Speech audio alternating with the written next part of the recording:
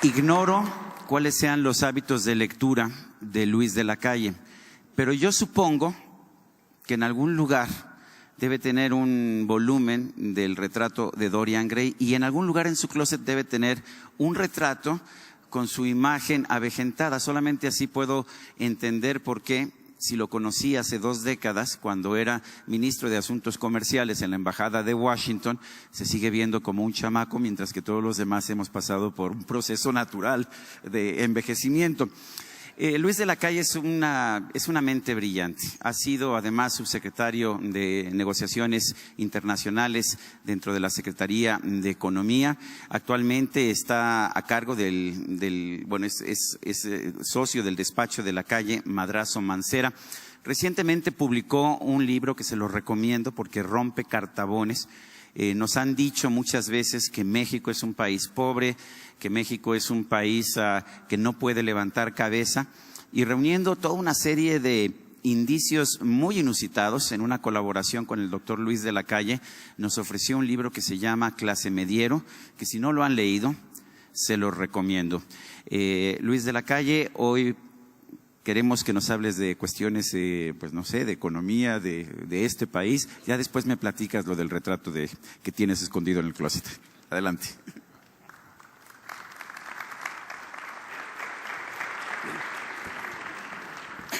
Muchas gracias, Sergio, por delatar mi edad.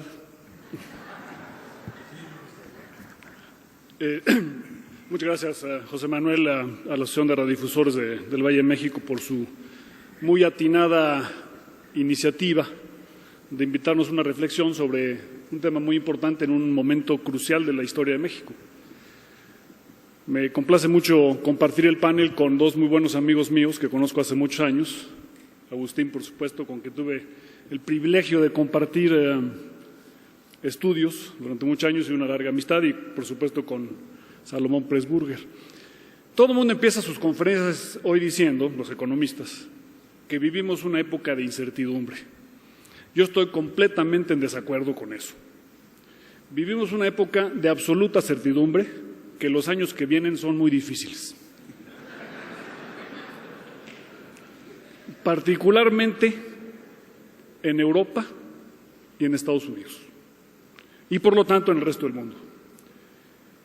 Es un poco lo que yo le llamo el síndrome del general Anaya. Europa y Estados Unidos llegan a esta nueva coyuntura, que es un poquito distinta pero relacionada con el 2008, con muy poco parque, sin municiones, sabiendo que van a tener que ajustarse y que el ajuste es doloroso, prolongado, complicado e ineludible. Yo creo que en México lo que tiene que hacer es pensar en ese contexto cómo hacer las cosas. Hay 2 tipos de actitudes que puede uno tomar. Una es decir, este es el perfecto pretexto para no crecer.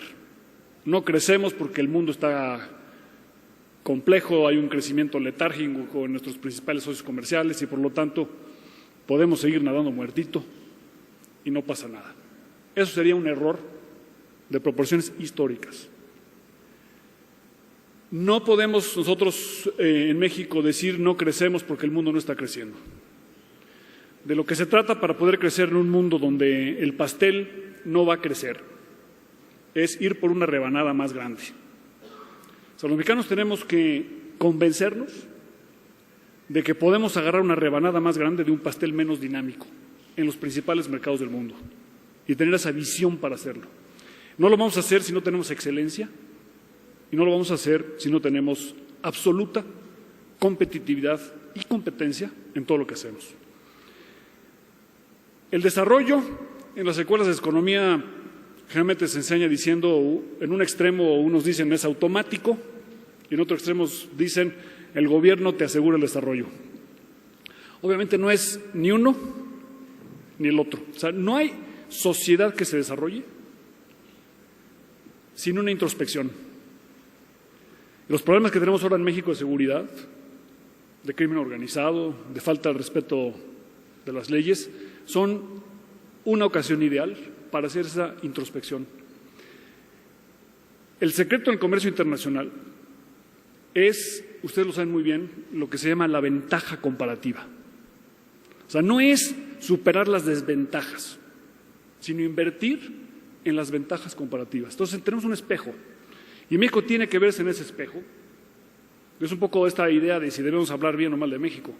No es tanto hablar bien de México, sino es entrarle en serio al proceso del descubrimiento de las ventajas comparativas. ¿Para qué somos realmente buenos? Porque si logramos hacer eso, la productividad del país va a crecer y con la productividad del país vamos a resolver los problemas de pobreza y el país va a tener un crecimiento muy importante. Ahora, el desarrollo cuesta, por lo tanto no es automático. Si ustedes piensan, si yo pienso que el desarrollo es imposible y la clase política en México lo piensa, la comentocracia también, es imposible. O sea, si nosotros pensamos que no nos vamos a desarrollar, les aseguro que no nos vamos a desarrollar, porque no vamos a estar dispuestos a invertir en un proyecto que tiene valor presente neto negativo. O sea, ¿de qué sirve ponerse a invertir si el desarrollo no lo podemos alcanzar? Entonces, el pesimismo es muy mal consejero. México es un país joven y por lo tanto no puede ser un país pesimista. Si somos pesimistas, no vamos a invertir en el desarrollo y si no invertimos en el desarrollo no nos vamos a desarrollar. Y en el mundo complejo donde con el síndrome del general Anaya, más. O sea, si pensábamos que teníamos que hacer 5 reformas, ahora tenemos que hacer 5 multiplicado por 2 y hacerlas más profundas. Una de las principales ventajas que debe tener el país, les voy a pedir que nos pongamos un traje que no nos queda. Tenemos que hacer de la estabilidad nuestra principal ventaja comparativa. Tenemos otras muy importantes, la demografía, la localización geográfica, el ingenio mexicano. Pero yo les quiero proponer que nos convenzamos nosotros de que la estabilidad se convierta en nuestro principal punto de venta. Van a decir, está completamente loco. Si uno abre un periódico, lo último que puede hacer México es venderse como un país estable.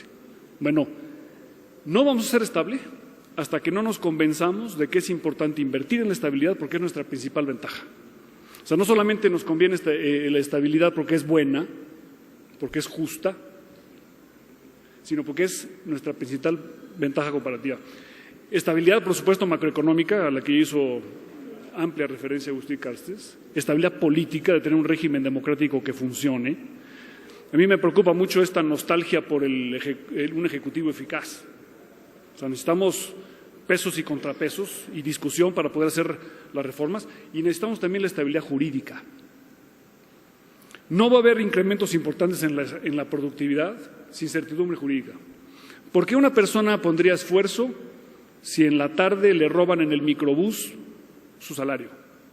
¿Por qué una persona invertiría si en la noche le secuestran a su hijo porque tuvo éxito haciendo una empresa altamente exitosa?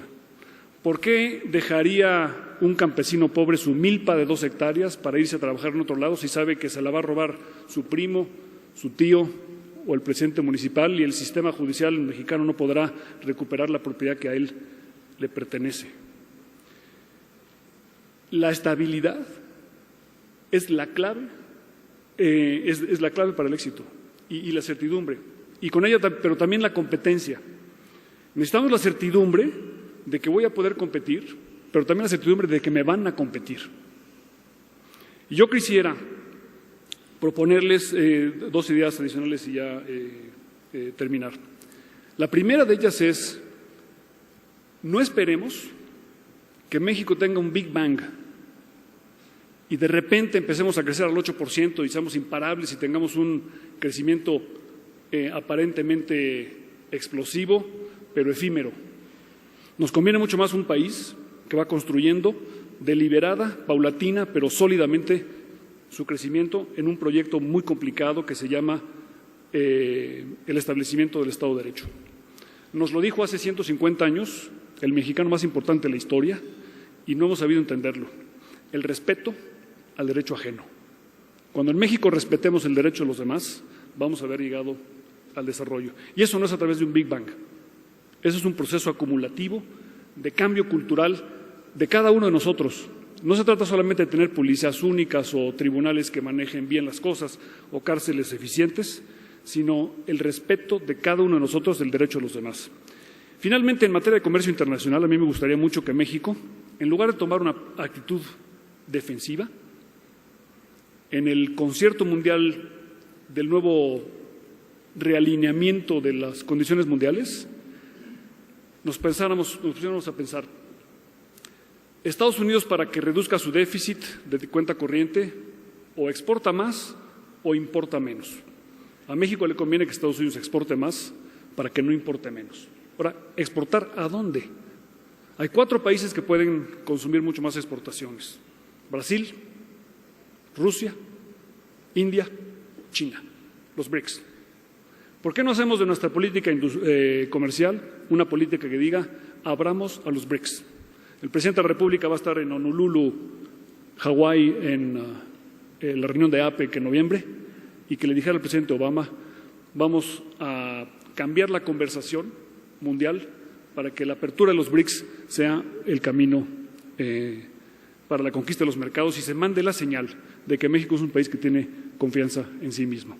La manera de mejorar la imagen de México no es tanto no hablar mal de México, yo creo que hablar mal de México constructivamente es positivo, sino sobre todo mandar la señal de que en México estamos trabajando para mejorar el país. Pongamos un letrero que diga, disculpen las molestias, México está trabajando. Muchas gracias. Muy bien, Luis de la Calle.